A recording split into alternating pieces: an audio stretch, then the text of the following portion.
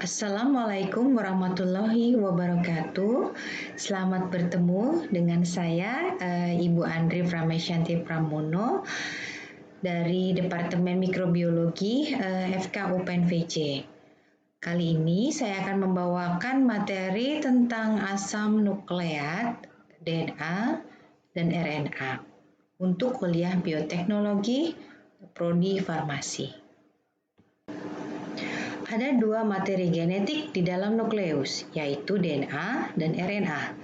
DNA sendiri adalah singkatan dari deoksiribosa-nucleic acid atau asam deoksiribosa-nukleat atau kita sebut dengan ADN. Lalu RNA adalah ribosa-nucleic acid atau asam ribosa-nukleat atau kita bisa sebut dengan ARN. Kemudian ada 3 macam RNA, yaitu rRNA, tRNA, dan mRNA. Ya, mari kita masuk ke bagian DNA terlebih dahulu. Apa itu DNA? DNA adalah suatu asam nukleat yang menyimpan segala informasi biologis yang unik dari setiap makhluk hidup, dan DNA itu bisa dibagi juga dari virus maupun dari bakteri. Komposisi dari DNA sendiri jadi ada dua komposisinya, yaitu deoksiribo dan nukleik acid atau asam nukleat. Apa itu deoksiribo? Deoksiribo adalah gula yang kehilangan atom oksigennya. Sedangkan asam nukleat adalah molekul yang mengandung informasi genetik. Nah, nukleik acid inilah yang akan menentukan yang sifat-sifat dari suatu individu ya, ataupun dari bakteri maupun virus. Jadi asam nukleat ini sangat penting karena dia lah yang mengandung informasi dan kode-kode genetik. Nah, ini adalah struktur kimia dari DNA. Ya, jadi ini adalah deoksiribos, ya, di mana di sini deoksiribos itu adalah gula ribose yang kehilangan satu atom oksigen. Jadi di sini kita lihat ya, kalau yang merah ini ya, atom oksigen ini dia akan hilang, gitu ya, sehingga dia bisa berikatan membentuk suatu susunan yang runut, gitu ya, seperti itu. Nah, jadi struktur kimianya dari DNA itu terdiri dari 3 makromolekul. Yang pertama tadi ya sudah deoksiribosa, kemudian asam nukleat atau basa nitrogen, dan satu lagi adalah asam fosfat trifosfat. Asam fosfat trifosfat ini dialah yang akan mengikat dan membuat struktur dari DNA itu menjadi rantai ya. Sehingga dia akan berbentuk akan seperti pita, dan pitanya itu tidak pita seperti biasa, dia akan membentuk melingkar gitu ya, atau double helix ya, seperti itu. Nah, di sini kita bisa lihat struktur DNA ya, double helix. Jadi dia melingkar ya, dia berpasangan ya. DNA itu dia berpasangan, kemudian dia melingkar gitu ya, dan ada celah yang besar, ada yang celah yang kecil, atau kita bisa sebut dengan major groove dan minor groove ya. Nah, ini kenapa dia bentuknya seperti ini? Ini karena memang karena strukturnya yang tadi ya, dia ada deoksiribos, asam trisfosfat, dan kemudian basa nitrogen, sehingga dia akan selalu membentuk seperti ini. Jadi lingkarannya adalah 3,4 angstrom, selalu seperti itu ya. Kemudian jarak antara major groove dengan major groove dengan major groove yang lain adalah 3,4 nanometer, sehingga dia memang strukturnya sangat rigid ya, tapi bukan mudah untuk dipatahkan gitu ya. Jadi dia memang kompak ya strukturnya, kemudian dia tidak mudah untuk berubah, sehingga memang struktur DNA ini karena dia memang memiliki bentuk yang sangat kompak ini sehingga dia sangat terlindungi dari adanya mutasi sebetulnya. Nah, ini yang membuat kita harus memahami karena DNA itu dia mengkode informasi genetik dari suatu individu gitu. Kalau dia mudah berubah, itu akan sangat membahayakan ya karena individunya itu nanti dia bisa berubah-berubah gitu ya, bisa bermutasi seperti itu. Nah, ini struktur yang lebih mudah untuk dibayangkan ya. Jadi satu unit nukleotida itu terdiri dari fosfat, gugus fosfat, ada basa, dan ada gula tadi, gulanya deoksiribos ya. Nah, itu satu unit itu disebut dengan nukleotida gitu ya. Jadi di sini kita bisa lihat basa itu nanti dia akan berikatan ya. Di sini pada gula deoksiribos ya. Kemudian nanti di sini ada fosfat. Nah, fosfat ini menjadi tulang punggung dari bentukan DNA-nya itu. Sehingga dia nanti bisa berbentuk seperti pita yang memang kokoh gitu ya. Nah, basa nitrogen sendiri itu ada dua kelompok. Ada purin dan pirimidin. Purin itu adalah adenin dan guanin. Jadi kita biasa singkat adalah A dan G gitu ya. Kalau pirimidin itu adalah sitosin dan timin. Jadi kita sering singkat dengan C ya, gitu ya. Sitosin dalam bahasa Inggris gitu ya, sitosin dan timin ya, atau T gitu. Nah, jadi A, G, T, C. Nah, jadi ini yang akan menyusun kode-kode dari informasi genetik. Gitu. Nah, kemudian kode-kode ini informasi genetik itu dia akan dibaca secara triplet, jadi tiga. Jadi tiga yang disusun oleh basa-basa nitrogen tadi, jadi adenin, guanin, sitosin, dan timin, gitu ya. Jadi nanti kita bisa lihat selanjutnya. Baik, kita lanjut tadi ya. Tadi kalau nukleotida itu terdiri dari tiga hal, gula, basa, dan fosfat, gitu ya. Nah, kalau nukleosida ya, jadi nukleoside kalau bahasa Inggrisnya itu adalah gula pentosa dan basa nitrogen. Jadi kalau kita bilang nukleotide itu berarti tiga ya, gula, basa, dan fosfat. Tapi kalau nukleoside itu dua, gula dan basa. Gitu. Nah, basa-basanya tadi ya seperti sudah dijelaskan ada purin dan pirimidin ya. Nah, basa-basa nukleoside itu tadi ada adenosin, guanosin ya, kemudian histidin dan timidin gitu ya. Atau timin ya, seperti itu. Nah, ini adalah struktur kimia lagi ya. Jadi di sini bisa jelas terlihat ya bagaimana bentukan dari DNA itu ya seperti itu. Jadi nukleotide nih di sini ada pasangan-pasangan ya. Jadi bahasanya itu dia kan double helix ya. Jadi double helix itu jadi dia berpasangan DNA itu. Tidak hanya satu untai tapi dua untai gitu ya. Nah, dua untai itu dia berpasangan. Apa yang berpasangan adalah basa-basa nitrogennya tadi gitu ya, basa-basanya. Nah, basanya pasangannya adenin dengan timin. Jadi basa purin dan basa pirimidin itu berpasangan. Jadi adenin dengan timin, kemudian guanin dengan sitosin gitu ya. Nah, itu yang membuat dia menjadi ikatan. Nah, ikatannya ini kalau adenin dengan timin dia ikatannya hanya dua ya. Ini bisa dilihat di gambar ini ya. Nah, kalau guanin dengan sitosin dia ikatannya tiga gitu ya.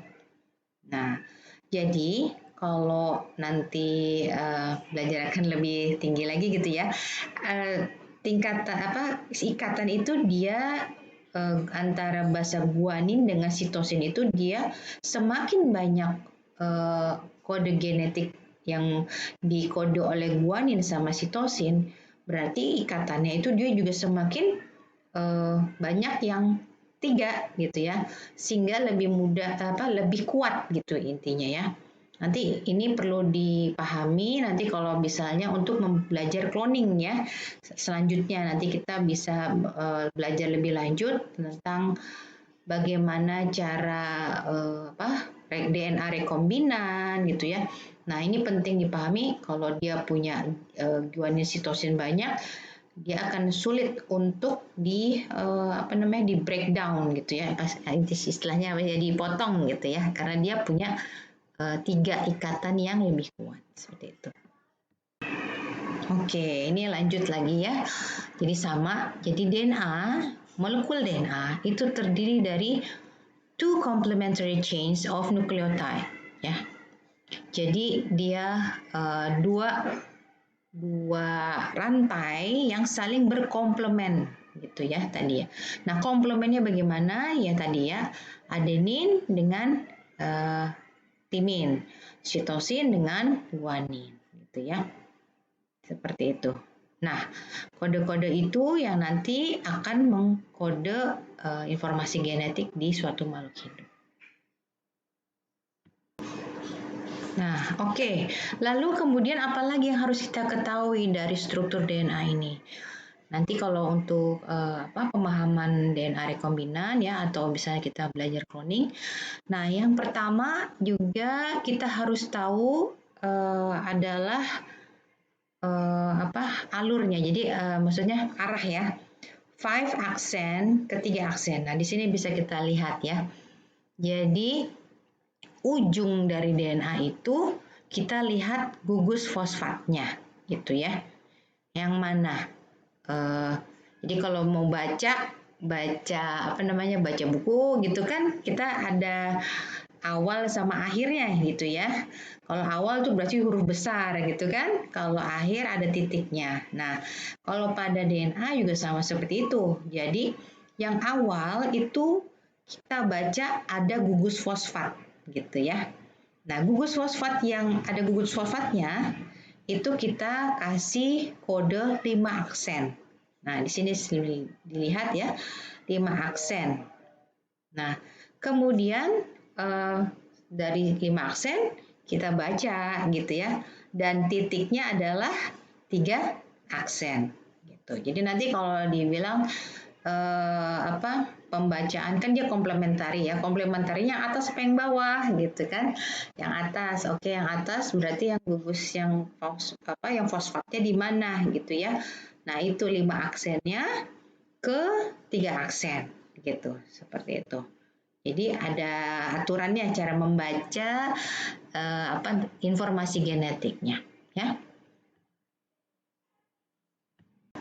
Nah, kalau tadi sudah kita belajar tentang struktur DNA, ya, kemudian kita ingin mengetahui gitu ya, lebih jauh lagi gimana sih caranya DNA itu bisa mengkode informasi genetik ya. Contohnya misalnya warna kulit kita gitu ya, atau warna pupil kita kan ada yang warnanya hijau, ada yang warnanya coklat gitu ya. Atau rambut kita bisa keriting atau lurus gitu ya. Bagaimana maksudnya DNA itu dia bisa mengkode informasi genetik itu. Nah, di sini ada kata-kata gen ya, gen expression ya, ekspresi gen.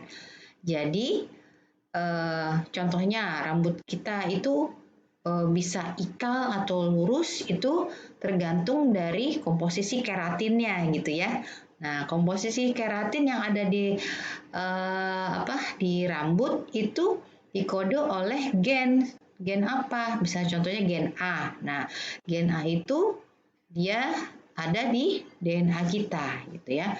Nah, DNA kita ini yang akan menginstruksikan tubuh kita untuk bisa memproduksi keratin, banyak apa dikit gitu ya. Saya kalau banyak, oh mungkin berarti dia harus lurus gitu rambutnya. Tapi kalau sedikit ya kemudian ada komposisi yang lain gitu ya. Nah, berarti dia ikal seperti itu. Atau pigmen warna kulit kita gitu ya. Nah, gen B contohnya. Nah, gen B itu dia untuk memproduksi pigmen ya, pigmen di kulit. Nah, kalau misalnya pada orang Afrika, gen B ini dia diekspresikan lebih banyak gitu. Kenapa? Dia perlu memang orang Afrika lebih banyak ya, maksudnya lebih hitam kan dari dari orang Asia gitu ya, lebih gelap. Nah, itu dia jadi perlu pigmen yang lebih banyak produksinya. Sedangkan di orang Asia gen B ini tidak terlalu kerjanya tidak terlalu banyak gitu karena memang ekspresi gen dari pigmen kulit itu tidak terlalu banyak diperlukan. Nah, seperti itu ya gambarannya. Nah, baik, lanjut kita tentang DNA ya. Jadi tadi kita sudah belajar bagaimana dia membawa informasi-informasi genetik dan strukturnya gitu ya. Nah, lanjut. Lalu bagaimana ya? Kok tubuh kita ini kan complicated ya, banyak ya hal yang dari warna kulit, rambut, kerja fungsional tubuh, kemudian imunitas segala macam. Nah, itu semua terkode di dalam DNA. Bagaimana itu bisa masuk di dalam sel yang cukup kecil gitu ya, sangat kecil bahkan ya. Nah, jadi dia membentuk jadi pita, itu sebenarnya pita ya, kalau kita ulur panjang itu pita panjang sekali itu DNA itu. Nah, itu dia di kompak di package ya, di packaging gitu ya di dalam sel itu dalam bentuk kromosom gitu ya. Jadi kromosom itu sebenarnya adalah pita yang dari DNA itu kemudian diubet gitu ya sama dia, tapi secara struktur nggak asal aja gitu. Jadi kalau nanti ada dia diperlukan, dia dengan mudah bisa dibuka ditutup gitu ya. Jadi dia ada mekanismenya yang mengatur supaya dia tidak kusut gitu ya. Nah, kromosom ini is a very huge maksudnya ininya ya, besarnya gitu ya. Kalau tapi di dalam bayangan kita itu sebenarnya banyak sekali DNA yang di dalam itu ya. Jadi kalau DNA kita kan kromosom kita itu kan 46 ya. Kemudian ditambah dengan kromosom seks kan, X dan Y. Nah, setiap kromosom itu bayangkan itu adalah kumpulan dari pita-pita DNA yang panjang sekali yang seperti itu ya. Baik, kita lanjut. Nah, ini adalah human chromosome ya. Kita bisa lihat satu human chromosome itu dia panjang sekali ya di dalam itu. Kemudian di dalam 1% kromosom mengandung beberapa gen gitu ya. Jadi gen itu dia adalah, tadi bisa bayangkan itu adalah basa-basa nukleotide ya yang tersusun kemudian dibaca triplet gitu ya. Bisa panjang, bisa pendek. Nah, satu protein itu dikode oleh satu gen gitu ya. Nanti kita akan belajar bagaimana ya dari DNA bisa menjadi protein.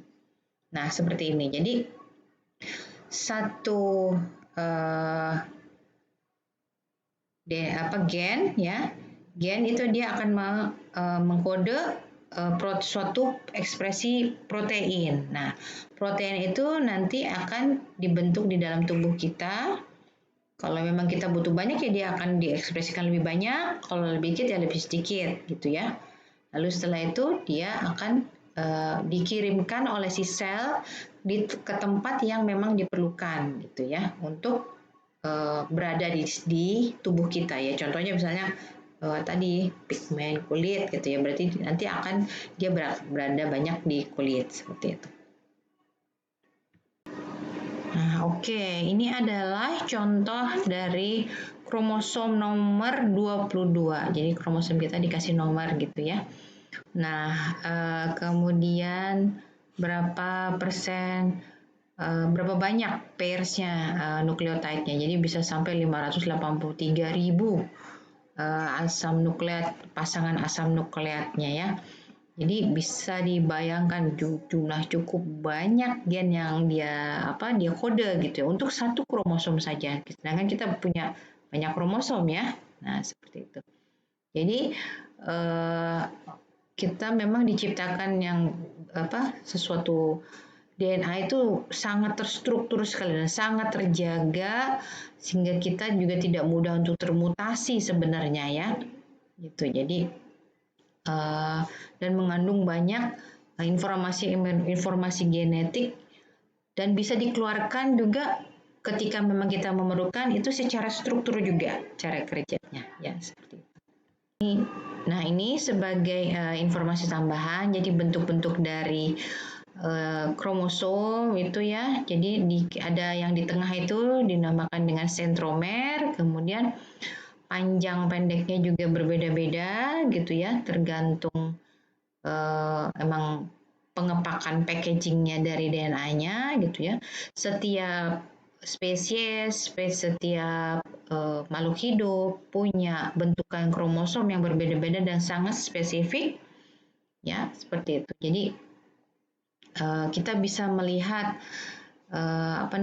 kekerabatan atau itu juga dari kromosom gitu ya. Jadi ini sangat penting kalau nanti kita juga mengidentifikasi, misalnya kita dapat sel, kemudian ini kromosom dari spesies apa gitu ya.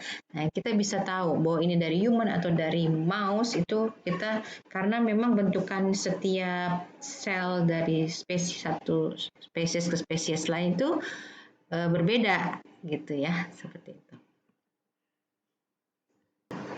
Oke, nah jadi DNA compact itu bisa dibayangkan. Jadi 4 meter pita DNA itu kita bisa compact menjadi satu bola yang besarnya hanya 10 mikrometer ya. Nah itu bisa sangat kecil gitu ya. Sehingga memang kita ini makhluk yang sophisticated kalau bahasanya itu ya, sangat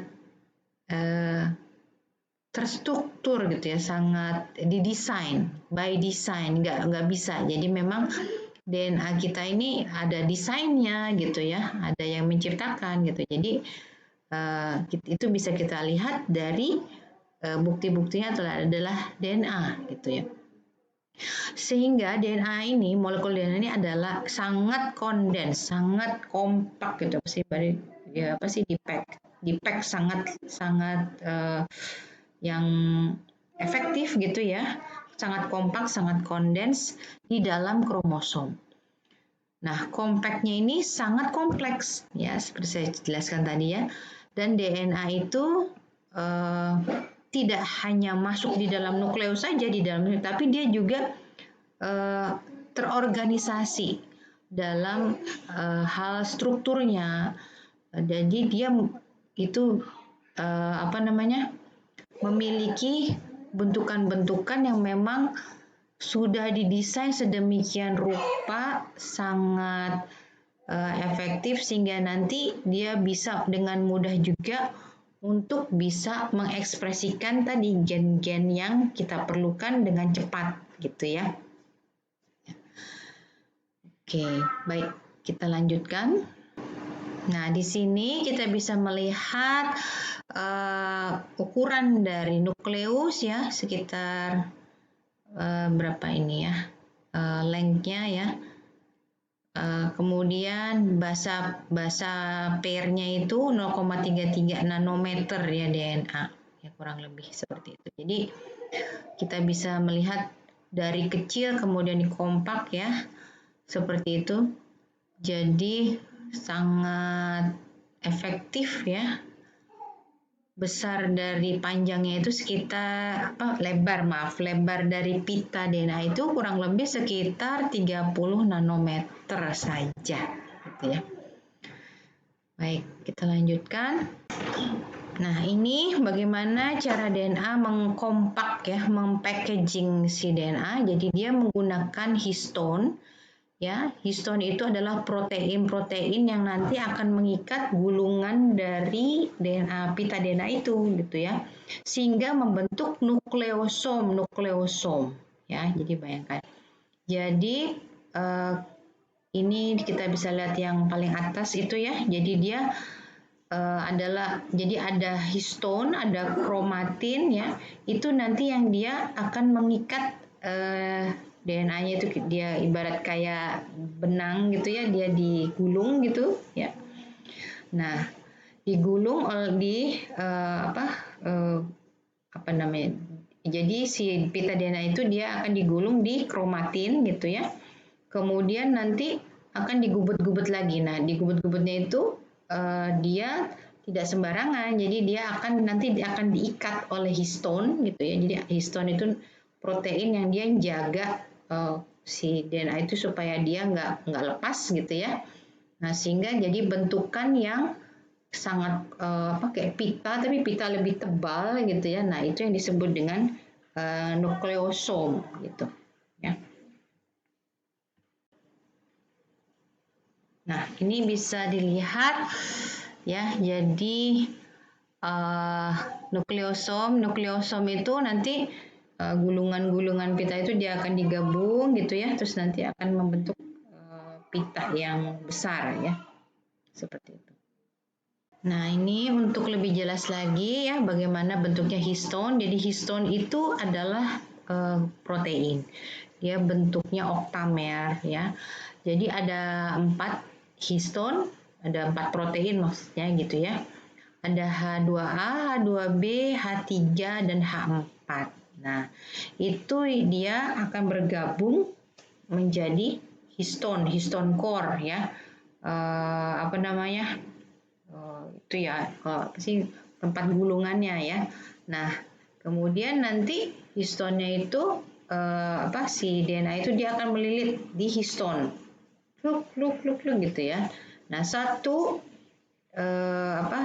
histon yang sudah terlilit itu dia akan dinamakan nukleosom ya. Nah, nukleosom itu terus nanti akan dililit lagi gitu ya, maksudnya dibentuk seperti apa sih? Seperti ini ya, naik turun gitu, sehingga dia nanti akan membentuk kromosom gitu ya, kromosom yang besar itu gitu ya, seperti itu. Nah, sehingga dia nggak acak-acakan gitu ya, karena ada histone ini bentukannya dari DNA-nya. Nah, ada 3 hal yang kita bisa tahu ya. Jadi tadi sudah saya singgung sedikit ya tentang fleksibilitas dari DNA. Jadi DNA ini yang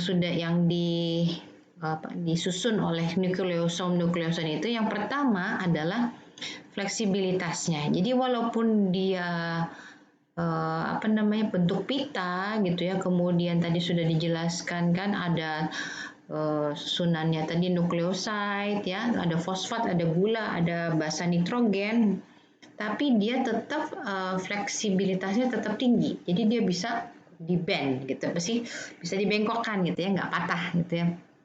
Nah, kemudian bengkoknya itu juga ada aturannya gitu ya. Jadi sudah diketahui. Jadi tadi kita sudah lihat ada minor groove, ada major groove gitu ya. Nah, kalau minor groove itu pas lagi minor groove itu biasanya GC ikatan G atau C itu dia akan banyak terdapat di luar, sedangkan yang HT itu akan banyak terdapat di dalam pada minor groove.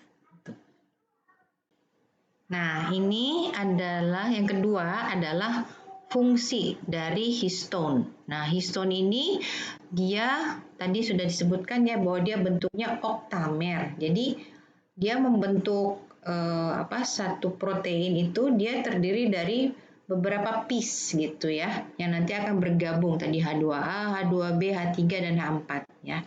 Nah, kemudian ternyata protein histone itu tidak hanya bentuk histone aja, tapi dia ada tailnya, ada apa sih? Ada ekornya gitu ya. Nah, di sini bisa dilihat seperti itu. Nah, fungsinya dari tail ini dia membuat si DNA-nya itu nggak mudah lepas juga gitu. Jadi DNA yang sudah dililitkan di histone itu dia diikat dengan tail itu ya, semacam apa sih, semacam kayak apa namanya, kayak selotip gitu ya. Nah, selotip seperti itu. Jadi dia membantu si DNA itu bisa tetap lekat di histone. Nah, oke. Lalu lanjut, juga yang ketiga, jadi DNA itu tadi sudah saya singgung dia ada kromatin ya. Tapi selain kromatin, ada banyak DNA binding protein yang juga berfungsi nanti untuk ekspresi gen ya. Nah, jadi DNA binding protein ini dia membantu supaya DNA itu dia bisa bending, bisa apa? Bisa dibengkokin gitu ya. Nah, kemudian dia juga bisa membantu kalau mau ekspresi kan harus dibuka ya. Nah, karena kalau dia ikat sama histone dia nggak bisa dibaca nanti sama nggak bisa diekspresikan maksudnya ya. Nanti kita bisa belajar tentang transkripsi dan translasi. Nah, jadi harus dibantu oleh DNA binding protein. Jadi banyak ya binding protein itu macam-macam nanti kalau kalian baca di referensi ya di buku itu. Tapi intinya DNA binding protein itu dia membantu proses nanti untuk translasi dan transkripsi. Jadi dia membuka gitu ya, menjaga supaya si DNA itu dia nggak ngubet lagi gitu di histone seperti itu. Nah, di sini kita bisa lihat ya secara garis besar bagaimana jadi tadi dari double helix DNA, kemudian dia membentuk beads yang dililitkan di histone gitu ya dengan kromatin, kemudian kromatin dengan histone itu nanti dipack menjadi nukleosom ya. Lalu kromosom nukleosom itu nanti akan dia membentuk bentukan gitu ya, naik turun seperti itu, kondens intinya ya, dikondens lagi ya, di pack lebih ringkas lagi menjadi kromosom gitu ya. Nah, kromosom yang kita bisa lihat di mikroskop itu yang ada bentukannya 23 pair itu ya kalau kita, nah itu adalah bentukan sebenarnya adalah dari terdiri dari itu tadi pita-pita DNA double helix yang dikompak dan di packing sedemikian rupa secara terstruktur gitu ya. Nah, ini kalian bisa lihat ya, ini contoh kromosom ya. Jadi kromosom kita nih pairing ya. Jadi kita 23 ya. 22 kromosom ini kromosom yang tubuh, kemudian yang X dan Y ini ada kromosom seks ya. Jadi ada nomornya gitu ya. Kita bisa tahu bentuk nomor berapa gitu ya dari bentuknya. Yang tadi ya saya sudah jelaskan bahwa kromosom itu dia punya bentuk yang spesifik masing-masing ya setiap spesies. Nah, kita jadi kalau nanti kita lihat di mikroskop itu biasanya nggak kayak begini, ini kan beraturan ya, 1, 2, 3, 4, 5. Tapi kalau di mikroskop itu dia letaknya ya, bayangkan di mikroskop bulat gitu ya, terus dia nanti ada di mana-mana gitu kan. Nah, kita nggak tahu ini kromosom 1, nomor 2, tapi kita bisa tahu dari bentuknya yang spesifik. Jadi, lihat contohnya seperti ini, kromosom 1 ya, kromosom 2, kemudian kromosom 3, atau kita bisa lihat nih dengan dan juga panjangnya seperti apa gitu ya. ada yang pendek, ada yang panjang, ada yang telomernya itu. Nah, contohnya ya kromosom 14 ya. Nah, ini pendek, ininya panjang gitu kan. Terus telomernya itu tidak ada di tengah gitu ya. Maaf, sentromernya tidak ada di tengah persis gitu kan. Nah, beda dengan contohnya kromosom 3 gitu. Jadi dengan itu kita bisa menentukan di mana lokasi ini kromosom nomor berapa gitu ya. Nah, kalau kita udah tahu kromosom nomor berapa, nanti gennya di mana itu biasanya. Jadi kalau kita baca jurnal gitu ya, nanti akan dia akan bilang kromosom nomor sekian di lokasi lokus yang keberapa gitu ya. Jadi kita bisa lihat di sini ya, contohnya kromosom tuh ada short arm, ada long arm gitu ya. Kemudian ada warna-warni nih di sini ini kan seperti ini ya. Nah, di sini ada istilah lokus. Nah, lokus itu jadi di mana tempat adanya gen-gen yang mengkode informasi genetik tertentu gitu ya. Jadi itu sekarang human genome itu kita sudah tahu semua. Jadi di mana lokasi misalnya gen yang mengkode kulit misalnya, pigmentasi kulit, pigmen kulit gitu ya. Nah, itu di lokus nomor berapa. Ada lagi yang mengkode mungkin rambut itu ikal apa lurus. Nah, itu ada di lokus berapa. Jadi dengan begitu kita dengan mudah bisa melihat perbedaannya antara antara ras itu ya. Kita bisa tahu. Dan juga untuk penyakit misalnya gen-gen mutasi dari kanker itu udah banyak diketahui maksudnya di mana letaknya gitu ya. Nah, pengetahuan ini kalian harus tahu. Jadi nanti kalau membaca tahu struktur DNA itu seperti ini, namanya lokus seperti ini, kromosom tuh di sini, namanya gen tuh apa gitu ya. Jadi dengan mudah bisa memahami gitu ya. Ini pengetahuan dasarnya. Nah, ini adalah peta dari human chromosome. Jadi setiap manusia itu pasti ada DNA-nya kan di dalam sel, di dalam nukleusnya. Nah, itu bisa kita tentukan yang di sini. Jadi kalau kita ingin melihat apakah ada kelainan gitu ya. Jadi kita cari tuh DNA, kromosomnya nomor 1, 2, 3 itu letaknya ada di mana. Lalu dari bentuk yang mungkin berubah gitu ya. Jadi bisa saja kalau misalnya pada seseorang yang punya penyakit genetik gitu ya. Nah, itu mungkin kromosomnya pada kromosom nomor berapa, misalnya nomor 21 atau 22 dia ada pemendekan gitu seperti itu. Jadi itu bisa kita lihat ya secara ada pemeriksaannya apakah memang ada mutasi-mutasi tertentu ataupun ada kelainan-kelainan genetik yang dimiliki oleh seorang pasien seperti itu. Oke, nah sekarang kita masuk ke istilah-istilah aja ya yang mungkin juga bisa dipakai nanti kalau untuk memahami. Untuk selanjutnya ada yang namanya lokus, ada yang namanya alel. Apa itu? Nah, jadi kalau lokus itu adalah posisinya, gennya ada di mana, di kromosom nomor berapa, di sebelah mana gitu ya. Gen itu ada di mana, lokus. Tapi kalau alel itu biasanya berkaitan dengan fungsinya, fungsionalnya gitu ya. Jadi bedanya apa gitu ya lokus sama alel. Kalau lokus itu strukturnya, kalau alel itu fungsinya gitu ya. Jadi kromosom itu kan berpasangan gitu ya. Jadi nanti fungsi yang ini fungsi gen tertentu misalnya alelnya ada di mana gitu ya. Alel nomor sekian. Nah, itu posisi strukturnya ada di mana gitu. Jadi ada dua istilah gitu ya, lokus sama alel. Nah, ini ya, nanti kalian bisa mempelajari ini contoh-contoh kromosom nih contohnya ya.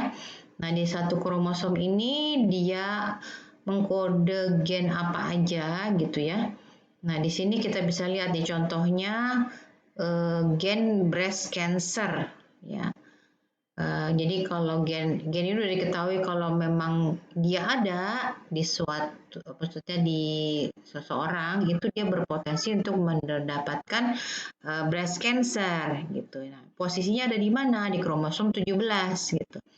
Nah, jadi sekarang kita bisa identifikasi apakah kita punya gen pembawa breast cancer atau tidak gitu ya. Nah, itu bisa dicek gitu oleh secara molekular gitu ya. Oke, nah ini adalah penampakan dari mikroskop ya. Di mikroskop ini kita bisa lihat ada daerah terang dan daerah gelap. Nah, daerah gelap ini adalah daerah yang aktif ya. Maaf, justru salah. Daerah gelap ini justru yang tidak aktif. Daerah yang terang justru yang aktif. Jadi daerah yang terang ini artinya dia sedang lagi dibuka tuh. Ya, jadi si kromatinnya itu protein-protein yang menjaga histon itu dia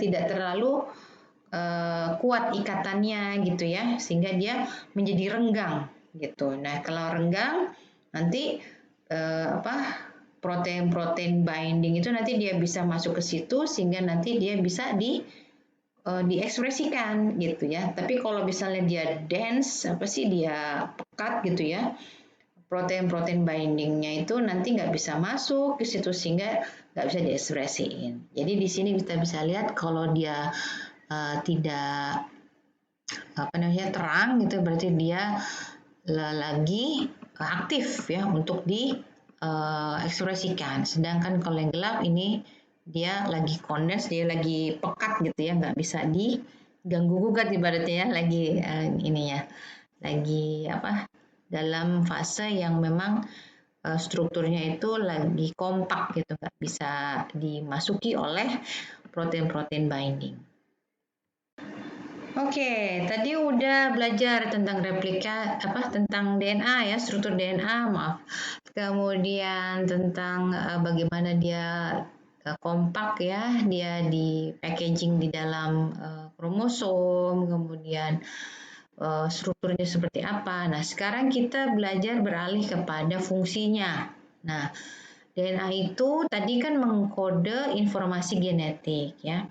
Kemudian untuk fungsi-fungsinya apa aja yang bisa dia lakukan gitu ya.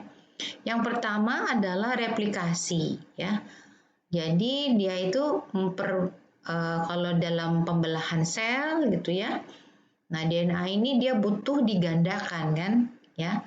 Jadi membelah itu ya kalau kita belajar mitosis ya, meiosis. Nah, di situ ada proses di mana nukleusnya harus membelah kan. Nah, nukleus harus membelah itu berarti DNA-nya juga harus digandakan gitu. Nah, proses penggandaan DNA itu disebut dengan replikasi.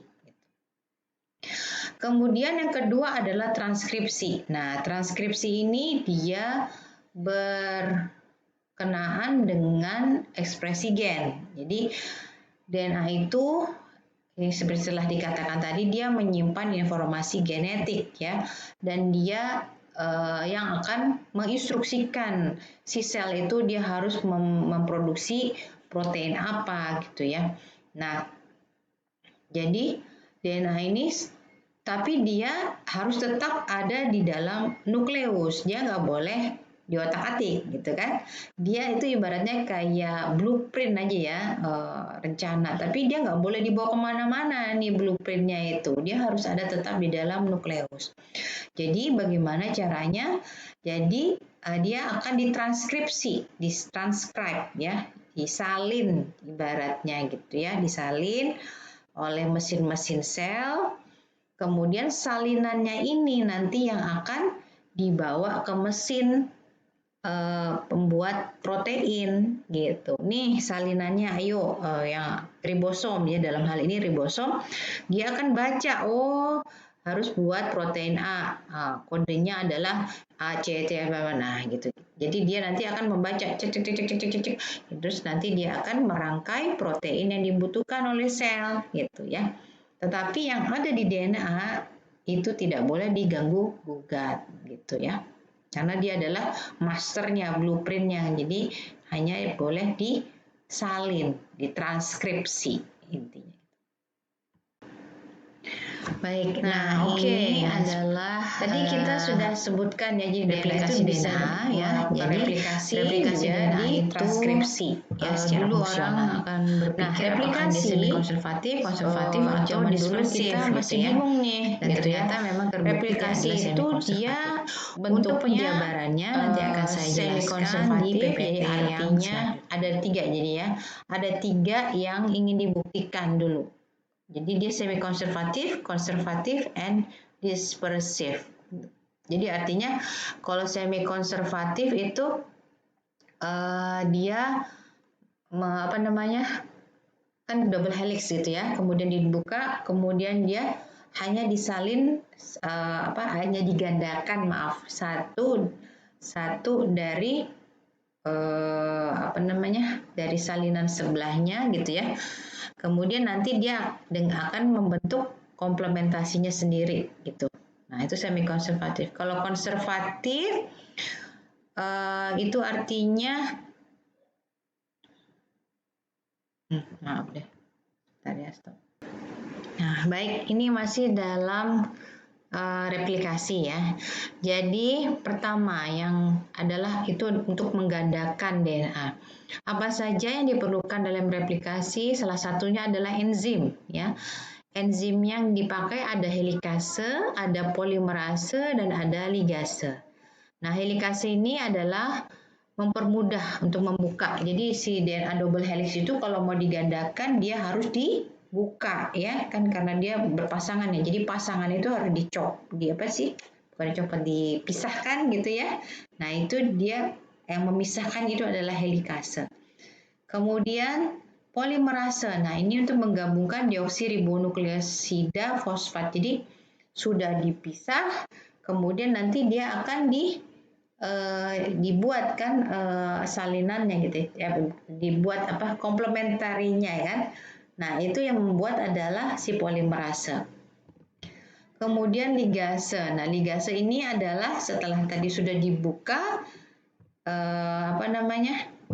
dia harus ditutup lagi. Nah, itu dengan ligase. Selain itu, dia juga yang salinannya yang tadi yang sudah dibuat, nah itu juga harus membentuk double helix juga kan. Nah, itu jadi ligase itu ligate ya, jadi artinya menyatukan gitu ya. Untuk menyambung bagian-bagian rantai tunggal DNA yang baru terbentuk maupun yang sudah terbentuk dan sedang dibuka ya sebagai cetakannya itu. Nah, ini adalah gambar tadi replikasi ya. Nah, sekarang transkripsi, transkripsi ini contoh. Jadi transkripsi ini tujuannya adalah membuat salinan ya, salinan. Jadi nanti salinannya itu yang akan dibawa ke ribosom untuk dibuat proteinnya ya. Nah, prosesnya hampir sama dengan replikasi juga, nanti dia dibuka, kemudian nanti tapi dia bentuknya hasil dari transkripsi itu adalah mRNA. Ya, ini yang harus dipahami. Jadi dia single stranded ya, satu untai itu kalau RNA. Kalau replikasi itu hasilnya adalah double stranded ya, dua untai gitu. Baik, kita berlanjut lah ya. Jadi tadi sudah bicara tentang DNA, kemudian DNA salah satunya fungsinya adalah transkripsi, dan hasil dari transkripsi ada RNA. Apa itu RNA? Merupakan bahan genetik dan memainkan peran utama dalam ekspresi genetik ya, ekspresi protein maksudnya. Nah, dalam dogma pokok atau sentral dogma yang nanti akan kalian pelajari habis ini RNA itu menjadi perantara antara informasi yang dibawa DNA dengan ekspresi fenotipik yang diwujudkan dalam bentuk protein. Jadi dia ibarat yang pengantarnya yang tadi ya, dia yang menyalin gitu ya. Salinannya itu adalah bentuk RNA. Seperti itu. Nah, RNA merupakan polimer yang tersusun dari sejumlah nukleotid ya, nukleotida juga. Nah, kemudian dia sama seperti DNA, dia memiliki satu gugus fosfat, satu gugus gula ribosa, dan satu gugus basa nitrogen ya. Kemudian polimernya tersusun dari ikatan berselang-seling antara gugus fosfat dan satu nukleotida dengan gugus gula ribosa dari nukleotida yang lain. Jadi hampir sama gitu ya dengan DNA. Oke, cuman ada perbedaannya dari RNA ini. Jadi dia itu bentuknya single stranded gitu ya, sedangkan DNA dia selalu double stranded. Kalau kita ngomong soal DNA dia double stranded, ingat ya, seperti itu. Kemudian ada basa nitrogen yang berbeda di RNA. Jadi kalau kita lihat di sini kan tadi ada basa purin dan pirimidin ya. Kemudian sitosin dengan guanin. Nah, ini sama kalau RNA. Tetapi adenin itu tidak dengan timin. Nah, tapi dengan urasil. Jadi kalau perbedaan antara DNA sama RNA, di RNA itu dia basa timin itu diganti dengan urasil. Nah, baik. Ada 3 tipe RNA ya. Tadi ya, yang pertama adalah mRNA, yang kedua adalah rRNA atau ribosomal RNA, yang ketiga adalah transfer RNA. Nah, 3 jenis RNA ini dia punya fungsi yang berbeda-beda. Oke ya. Yang pertama, messenger RNA. Nah, ini dia adalah hasil transkripsi dari DNA. Ini yang dia yang menyalin gitu ya. Jadi di DNA dia salin. Nah, bentukan salinannya adalah mRNA. Nah, kemudian kalau ribosomal RNA ini adalah RNA yang ada di ribosom ya. Jadi RNA ini membantu proses nanti pengenalan dan pembentukan protein. Transfer RNA ini juga dia yang ada di dalam proses pembentukan sintesis protein ya. Nanti kita akan lebih lanjut lebih detail mengenai ribosomal dan transfer RNA pada proses biosintesis protein. Oke, tadi sudah dijelaskan ya. Jadi itu RNA adalah merupakan perantara ya untuk ekspresi genetik. Kemudian nanti kode-kodenya itu dibaca secara triplet. Jadi 3 urutan bahasa N yang dikenal dengan nama kodon ya. Jadi nanti kodon-kodon ini yang dibaca ya, tiga seperti itu. Oke, pada sintesis protein nanti, jadi sekuens basa pada DNA menentukan sekuens asam amino untuk pembentukan protein, gitu ya. Nah ini proses transkripsi itu berlangsung dengan adanya konsep dogma sentral ya dari gen ekspresi. Apa itu dogma sentral? Jadi DNA yang ada di nukleus nanti akan ditranskrip, akan disalin. Dan salinannya itu akan berbentuk mRNA atau RNA ya. Jadi tapi bentuknya mRNA, messenger RNA. Nah, messenger RNA ini nanti akan dibaca oleh ribosom di luar nukleus ya. Dan itu adalah proses translasi ya, translate menjadi protein-protein yang memang dikode oleh mRNA tersebut. Nah, ini istilah-istilah yang harus dipahami. Jadi, tadi dogma sentral dari DNA, kemudian dia akan ditranskripsi menjadi mRNA, lalu ditranslasi menjadi protein. Nah, pada DNA tadi ya, sudah dijelaskan 5 aksen ke 3 aksen dan 3 aksen berkomplementari dengan 3 aksen ke 5 aksen ya. Nah, 5 aksen itu selalu gugus fosfat. Tuh. Nah, 5 aksen ke 3 aksen yang harus dipahami kalau nanti baca ya di buku itu adalah rantai sense ya.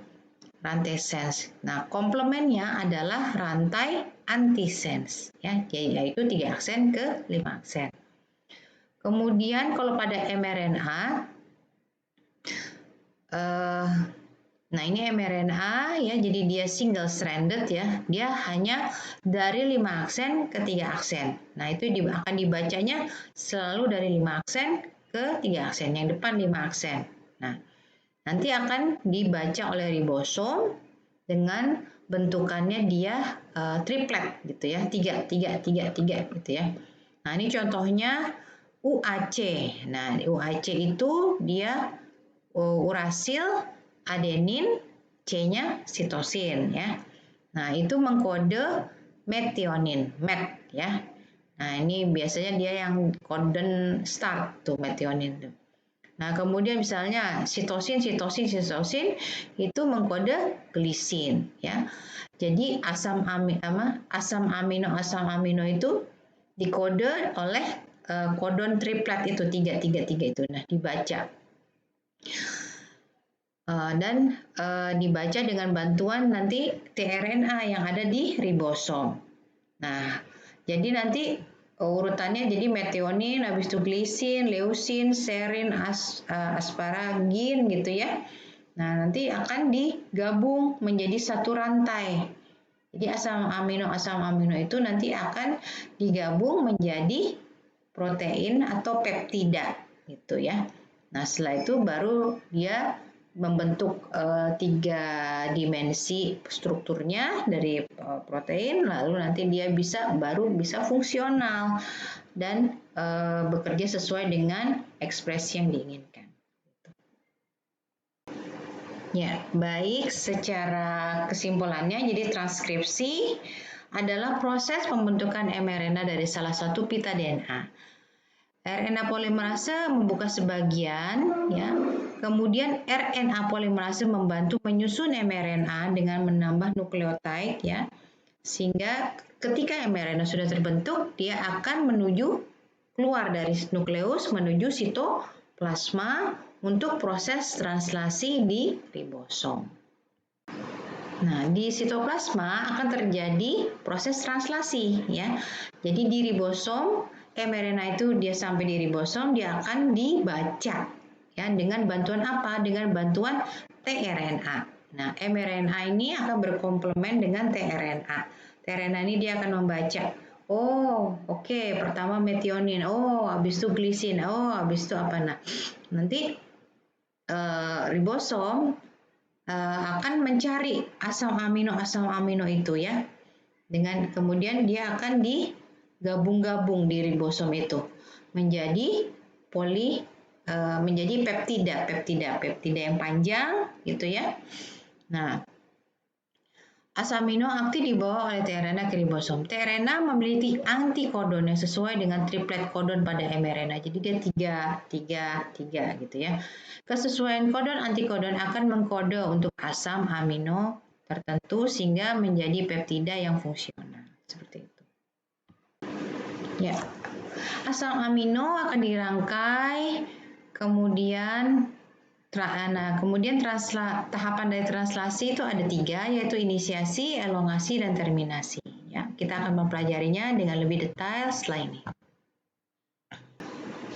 Untuk kesimpulannya, jadi ada perbedaan DNA dan RNA. Yang pertama, DNA ditemukan di nukleus, di kromosom ya. Jadi dia dan dia tidak pernah keluar dari nukleus. Bisa juga ada DNA yang kita temukan di mitokondria.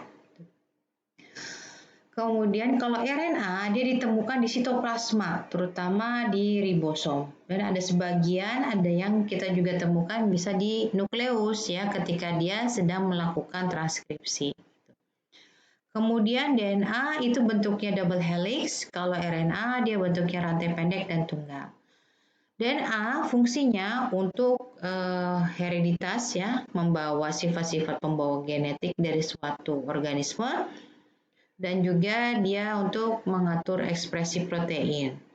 Sedangkan RNA itu untuk sintesis proteinnya secara teknisnya gitu ya, dia sebagai perantara dan juga dia yang mengerjakan nanti untuk membuat proteinnya itu menjadi fungsional. Kemudian bahasanya kalau DNA itu ada adenin, guanin, timin, sitosin. Kalau RNA dia timinnya diganti menjadi urasil. DNA gulanya deoksiribosa, sedangkan RNA gulanya dia ribosa, ya berbeda. Baik, ini adalah referensi yang saya gunakan. Ada Lodish, ada Albert, ada juga Nichols ya. Silahkan mendownloadnya di link yang sudah saya berikan di Leeds. Semoga bermanfaat. Kita lanjut lagi ke PPT yang selanjutnya setelah ini. Terima kasih.